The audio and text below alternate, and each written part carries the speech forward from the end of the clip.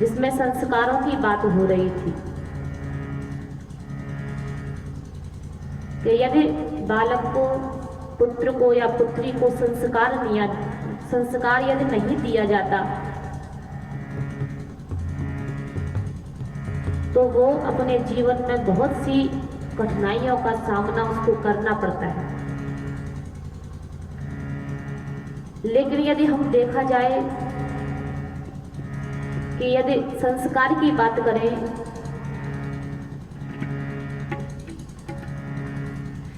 तो वैदिक संस्कृति में, भारतीय संस्कृति में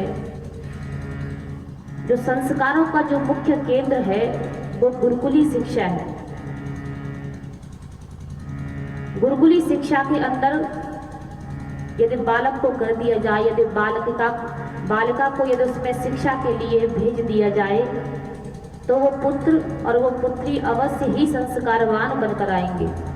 लेकिन जब से ये लॉर्ड मैकाले की अंग्रेजी शिक्षा चली है, जब से हमारे बालक संस्कार विहीन होते जा रहे हैं।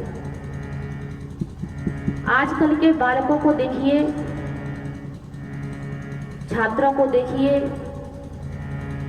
उनके बोलने का ढंग, उनका पहनावे का ढंग ये नहीं दर्शाता कि ये भारतीय संस्कृति है, ये सनातन संस्कृति है। आजकल ये कहावत होती है कि माता पिता को मित्र के जैसा समझना चाहिए, दोस्त की तरह समझना चाहिए। और वही बात आज के बालकों में, आज के छात्रों में आ चुकी है कि वो अपने माता पिता से इस प्रकार व्यवहार करने लगे हैं जैसे किसी मित्र से करते हैं कि हाय हेलो यार बुलाकर माता पिता से बोलेंगे, हाय हेलो यार बुलाकर माता पिता से बोलेंगे और कहो ये बच्चे आगे चलकर किस भाव में तुमको तोलेंगे। माता पिता भी ध्यान दें, यदि बालक यदि ऐसा कार्य कर रहा है कि उसे अपने माता पिता से बोलने का ढंग नहीं है, उसमें तमीज नहीं है, तो माता पिता भी ध्यान दें कैसे सिंचन हो पौधे का।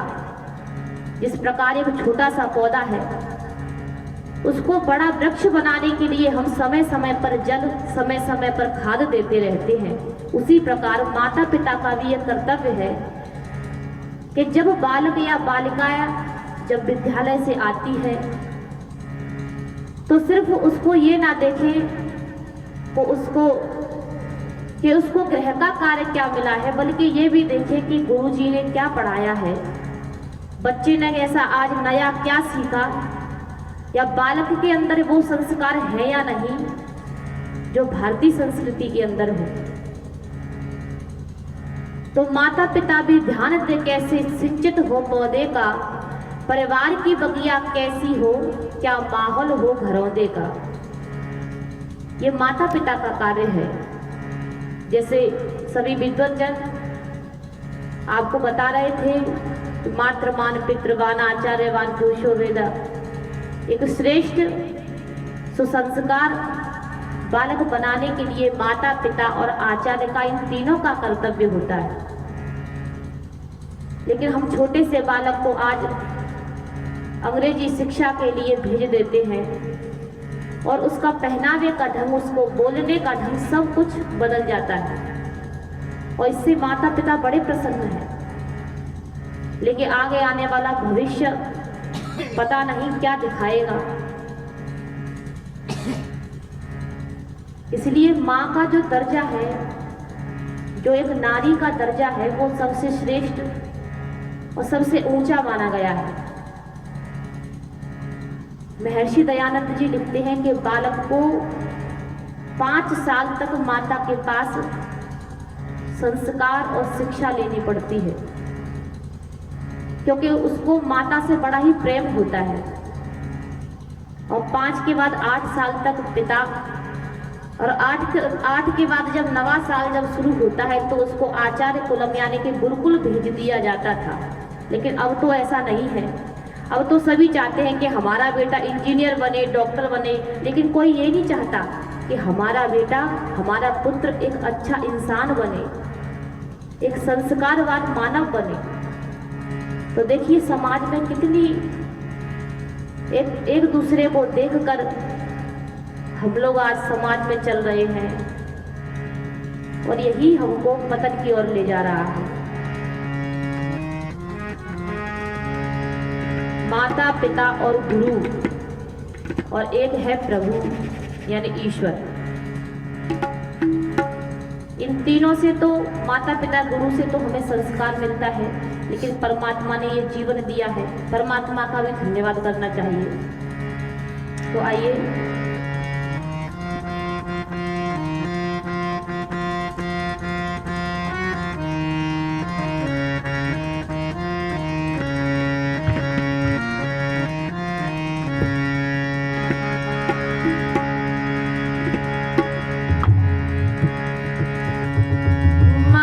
पिता प्रभु गुरु चरणों में,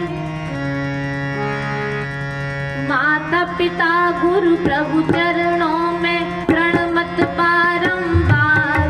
हम पर किया बड़ा उपकार, हम पर किया बड़ा उपकार। माता पिता गुरु प्रभु चरणों में प्रणमत बारंबार। हम पर किया बड़ा उपकार, हम पर किया बड़ा उपकार।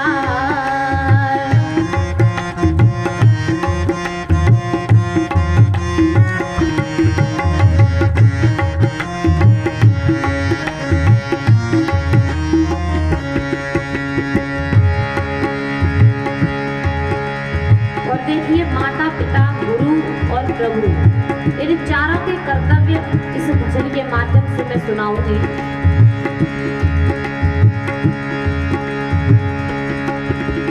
माता ने जो कष्ट उठाया, वह ऋण कभी न जाए चुकाया।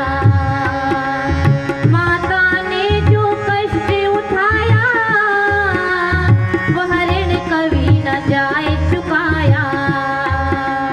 उंगली पकड़ के चलना सिखाया, ममता की शीतल की छाया।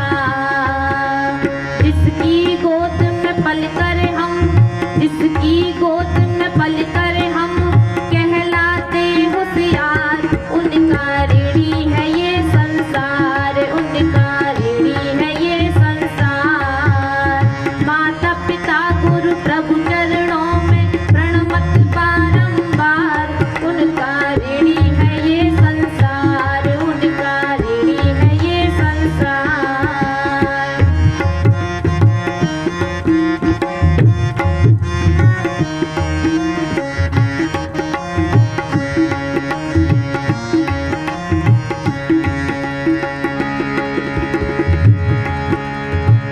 दूसरे नंबर पे आता है पिता।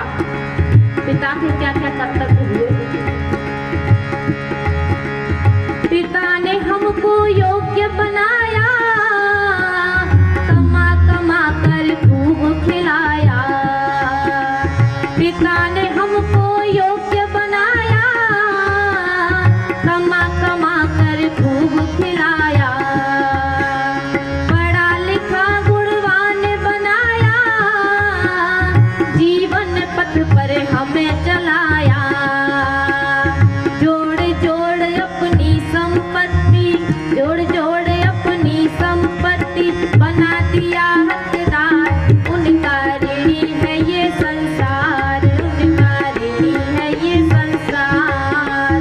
माता पिता गुरु प्रभु चरणों में प्रणमत बारंबार।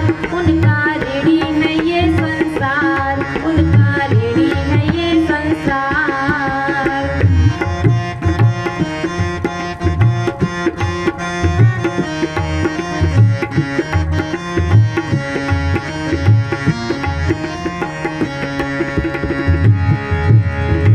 और तीसरे नंबर पर संस्कार देने वाला जो व्यक्ति है वो है गुरु, जो बिना ही स्वार्थ के अपने शिष्य को ऐसा ज्ञान देता है जो उसको भविष्य में इस समाज में उसे काम आता है। वेद ज्ञान गुरु ने दर्शाया,